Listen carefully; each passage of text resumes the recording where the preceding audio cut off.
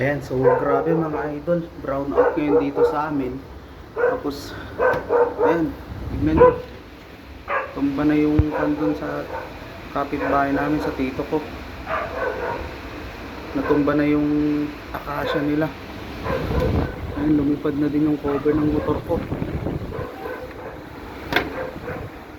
Tapos dito sa lolo ko, ayan, yung mga bubong. Wala pa dito yung kuan, talagang tayo, ayan oh, mga bubong, mga backyard. Lakas. Tapos dito, tumbahan na yung mga kuan, pangatanim ng kapitbahay namin na mga saging. Ayan oh, tumbahan na lahat yan. Pati yan. Ayan oh, lakas.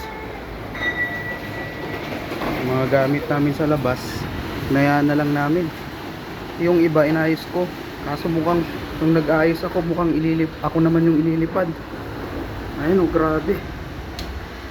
Grabe mga kabakyard, lakas. Ayun, natanggal yung cover ng motor ko, pero okay lang, nandun lang naman. Mga alaga kong manok, nandito sila, safe naman sila dito, yung pati yung mga aso. Ayan. Pero ayan na yung tubig, so lakas ng hangin. Ayun, nakita nyo dito yung bahay doon, ayan, tumba na.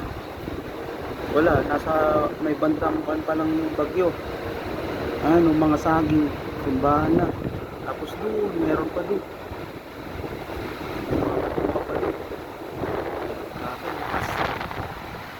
Lakas mga kabackyard, ingat po tayo.